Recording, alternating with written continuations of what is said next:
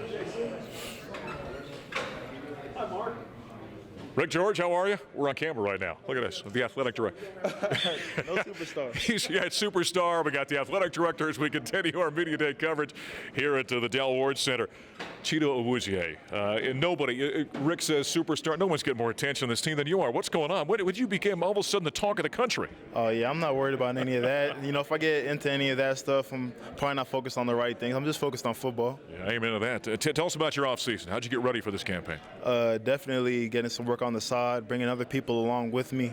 I think in the past couple of years, I've been kind of working by myself and not really being a teammate in that realm, you know. So I've been trying to bring younger guys and other people to work out with me, and I work out with them and try to get what they're thinking. So, you know, as a team, that's the only way we're going to succeed. So if we're all getting better, then that's definitely a good thing. Yeah, no doubt.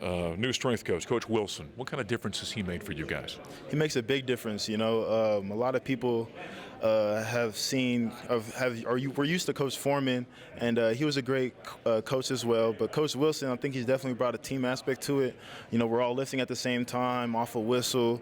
We all have something called the thought of the day. We all share a thought. It doesn't have to be about football. Someone's getting married in their family, some tragic thing happened in their family. It's just all about, you know, kind of being team and a brotherhood. So I think Coach Wilson's done a great job of instilling that into us. And we also got stronger. Yeah, sometimes it's just a different voice.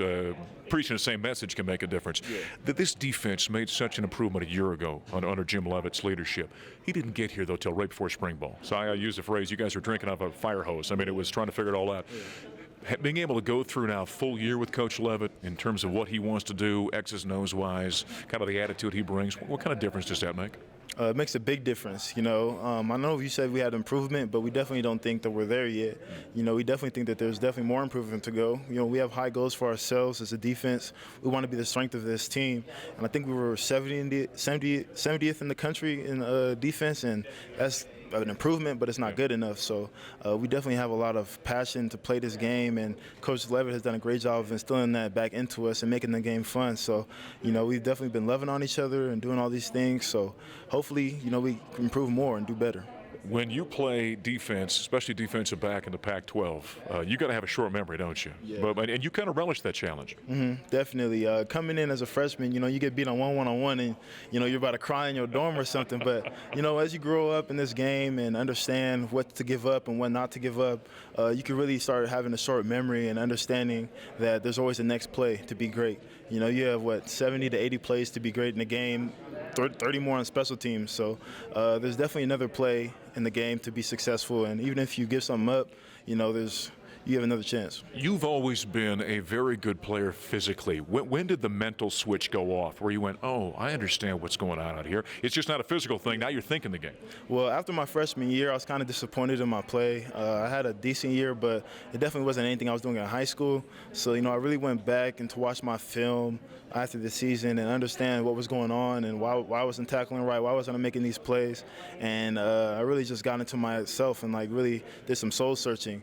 And then going into my sophomore year, I think I really started to try to understand the game more and understand what offenses are trying to do to me, what I need to do to make plays. So that's definitely advice for any young players. Definitely do some soul searching, understand why aren't you making those plays that you were making in high school, and you'll be successful. Well, I get your opinion on the guys that you cover in practice. You know, Nelson Spruce is gone. Phenomenal wide receiver. What do you see from that group of wide receivers over there? I see special players, man. I think this is the deepest wide receiver core we've ever had. We have at least 9 to 10 receivers right now that could play, I think, right now.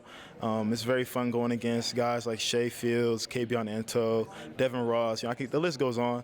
But, you know, they're definitely a special group, and if they all have that work ethic and lead each other, I think they could be one of the best receiver corps I've been around since I've been here. I'm just going to count on it, just write it in ink, that we're going to be talking bowl game stuff here in a few months, right? Oh, yeah, definitely. You know, we have high goals for ourselves, set a high standard.